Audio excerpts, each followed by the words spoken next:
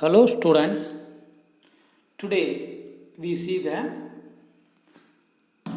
Guy-Lucas law of combination volumes in 9th science. According to Guy-Lucas law, whenever gases react together, the volumes of the reacting gases bear a simple ratio and the ratio is extended to the product when the product is also in gaseous state, provided all the volumes are measured under similar conditions of temperature and pressure. அதாவது இந்த லா என்ன சொல்லுது அப்படின்னு பார்த்தோம்னா, வாயுக்கள் வினைபுரியும் போது அவற்றுடைய அந்த வால்யூம் அவ்வினையினுடைய அந்த ரியாக்ஷனுடைய ப்ராடக்ட் இருக்கும் இல்லையா, விளைபொருட்களினுடைய பருமனுக்கு பார்த்தோம்னா, வால்யூமுக்கு பார்த்தோம்னா எளிய முழு எண் விகிதத்தில் இருக்கும். இப்போ ரியாக்டன் மாலிகுல்ஸ் ஒன் மோல் இருக்குதுன்னு வச்சுக்குவோம். 2 ரியாக்டன்ஸ் இருக்குது, அப்போ ஏ அண்ட் பி. அப்போ ரெண்டும் சேர்ந்து 4, 1 + 1 2 வால்யூமாக இருக்கும். அப்போ அதுதான் அங்கே சொல்கிறாங்க, 2 மூலக்கூறு வினைபுரிச்சுன்னா இப்போ 2 மூலக்கூறு ஹைட்ரஜன் 2 மூலக்கூறு குளோரின் சேர்ந்து அங்கே 2 மூலக்கூறு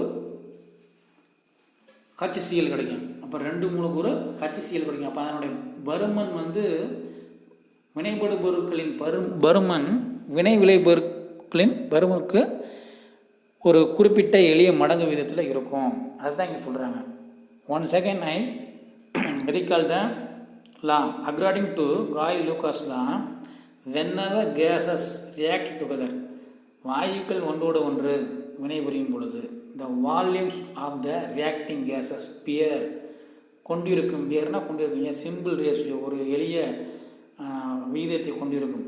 அந்த ரேஷியோ இஸ் எக்ஸ்டெண்டட், அதனுடைய ரேஷியோ அதிகரிக்கும் டு த ப்ராடக்ட். இந்த இடத்துல ப்ராடக்ட்னா விளைபொருட்கள்.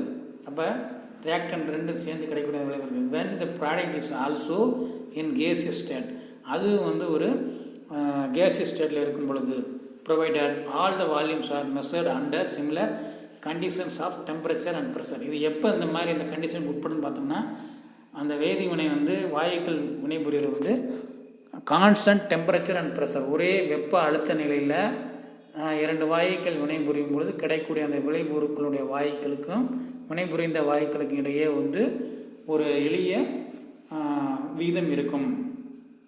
This law may be illustrated by the following example. இப்போ இங்கே பார்க்குறோம் ஒரு example. It has been experimentally observed that 2 volumes of hydrogen reacts with 1 volume of oxygen கொடுத்துருக்காங்க, ஆக்சிஜன் கிடையாது, 1 volume of chlorine. அதை மாற்றிக்கணும், தப்பாக கொடுத்துருக்காங்க. 2 volumes of hydrogen reacts with 1 volume of chlorine to form 2 volumes of hydrogen chloride. இங்கே அது மாதிரி வாட்டர்னு கொடுத்துருக்காங்க, இது பிரிண்ட் மிஸ்டேக்கு.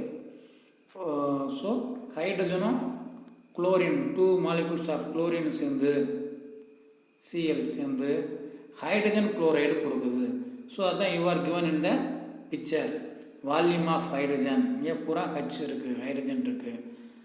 அதே மாதிரி 1 வால்யூம் ஆஃப் குளோரின் இது சேர்ந்து என்ன கொடுக்குது, 2 வால்யூம் ஆஃப் ஹைட்ரஜன் குளோரைடு. அப்போ இங்கே அதனுடைய வால்யூம் என்ன ஆகுது, எக்ஸ்டெண்ட் ஆகுது. அதான் அந்த when gases combine, when gases react together, volume of reacting gas, இதனுடைய வினைபுரிகிற அந்த வாயுக்களுடைய கேஸ் அதனுடைய ப்ராடக்ட் எப்படி இருக்குங்கிறாங்க, எக்ஸ்டெண்ட் ஆகுது. அதுதான் இங்கே சொல்கிறாங்க extended 2 volumes of hydrogen chloride அப்படிங்கிறாங்க. இதில் இதுதான் விதி, அவ்வளோதான். Then next we see quantum numbers. Quantum நம்பர்ஸ்னால் என்ன? when you specify the location of building, இப்போ நம்ம ஒருத்தருடைய இருப்பிடத்தை இல்லை ஒரு பில்டிங்கை லேண்ட்மார்க்னு சொல்கிறோம், அது எப்படி குறிப்பிடுறோம்? அப்போ நம்ம அட்ரஸ் எழுதுகிறப்ப ஃபஸ்ட்டு என்ன எழுதுகிறோம், இந்தியாவில் இருக்கோம், நார்த் இந்தியா, தமிழ்நாடு, அப்புறம் என்ன டிஸ்ட்ரிக்கு, திண்டுக்கல், அப்புறம் ஸ்ட்ரீட்டு. அப்போ லொக்கேட் பண்ணுறதுக்கு பயன்படுகிறது நம்ம அட்ரஸை. அது மாதிரி தான் எலக்ட்ரானை வந்து லொக்கேட் பண்ண அது எந்த இடத்துல இருக்குது, எலக்ட்ரானை பற்றியான ஃபுல் டீட்டெயில். எலக்ட்ரான் அது அந்த ஆர்பிட்டலில் அணுவை சுற்றி it placed in which place if electron is located அப்படிங்கிறத கிளியராக சொல்கிற அதுக்கு பேர் தான், நம்பர்களுக்கு பேர் தான், அதுக்கு பேர் தான் குவாண்டம் நம்பர்ஸ். அதான் இங்கே சொல்கிறாங்க, when you specify the location of a building you usually list which country it is in, which state and city it is in that country. Just like we have 4 of defining the location of a building, country, state, city and street address.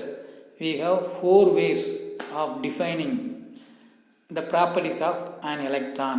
So அது மாதிரி எலக்ட்ரானுடைய பண்பு, இருப்பிடம், அதனுடைய இதெல்லாம் சொல்கிறதுக்கு 4 முக்கிய number தேவைப்படுகிறது, 4 முக்கிய பண்புகள். அந்த 4 பண்புகளை தான் குவாண்டம் நம்பர்ஸ்னு சொல்கிறாங்க. 4 types of quantum numbers. Thus the numbers which designate the numbers which designate and distinguish various atomic orbitals and electrons present in an atom are called quantum numbers. So அதை கரெக்டாக designate பண்ணி அதனுடைய வேறுபாடுடன் அதை வந்து தெளிவாக சொல்கிற அந்த இதுக்கு பேர் தான் quantum numbers. There are 4 quantum numbers. First one is principal quantum number. Symbol of principal quantum number is n. Information conveyed, அந்த எண்ணிலேருந்து நமக்கு என்ன தெரியுது, மெயின் எனர்ஜி லெவல்.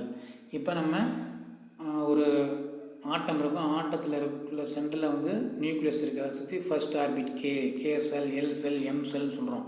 ஸோ அப்போ N denotes main energy level, அது எந்த வட்டப்பாதை அப்படின்னு சொல்லி அதை ஃபைண்ட் அவுட் பண்ணுது. N denotes to identify the energy shell or orbit, அதை வந்து குறிக்குது. Second one is azimuthal quantum number. It is denoted by the symbol L. It gives the information about subcell shape of orbital. அதாவது KLM அப்படிங்கிறது main cells, அதில் இருக்கக்கூடிய subcells தான் SPDF orbitals. அப்போ azimuthal quantum number அந்த அது S ஆர்பிட்டலில் இருக்குதா அந்த எலக்ட்ரான், பி ஆர்பிட்டலில் இருக்கா, டி ஆர்பிட்டல் இருக்கா, எஃப். அப்போ அது மட்டும் இல்லாமல் it can gives the shape of the orbital. இப்போ எஸ்னா கோள வடிவம், பினா P orbital dumbbell shape, so அது மாதிரி க்ளோவர் ஷேப். இந்த மாதிரி அந்த ஒவ்வொரு எஸ்பிடிஎஃப் ஆர்பிட்டலினுடைய வடிவத்தை வந்து தெளிவாக சொல்லக்கூடியது அசிமுத்தல் குவாண்டம் நம்பர். தென் மேக்னெட்டிக் குவாண்டம் நம்பர், அதனுடைய காந்த தன்மையை பற்றி சொல்லுது. எம் ஓரியன்டேஷன் ஆஃப் ஆர்பிட்டல்ஸ், அது பாரா காந்தத்தன்மையா இல்லை பாரா காந்தத்தன்மை அற்றதா, நான் பாரா காந்தத்தன்மையுடையதா அப்படின்னு சொல்லி சொல்கிறது தான் மேக்னெட்டிக் குவாண்டம் நம்பர். அடுத்து spin quantum number. Last one is spin quantum. ஸ்பின்ங்கிற சுழற்சி, ஒரு எலக்ட்ரான் வந்து அது தனித்தனியே சுற்றும், அது வலது பக்கமாக சுற்றுதா அல்லது இடது பக்கமாக சுற்றுதா, plus minus, plus half minus half, அப்போ அதனுடைய ஸ்பின்னை பற்றி சொல்லுது. So these are the quantum numbers which designate and distinguish various atomic orbitals and electrons present in an atom are called quantum numbers.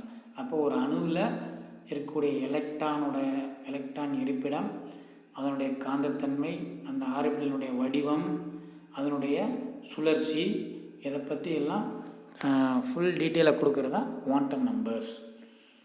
Okay students, we will see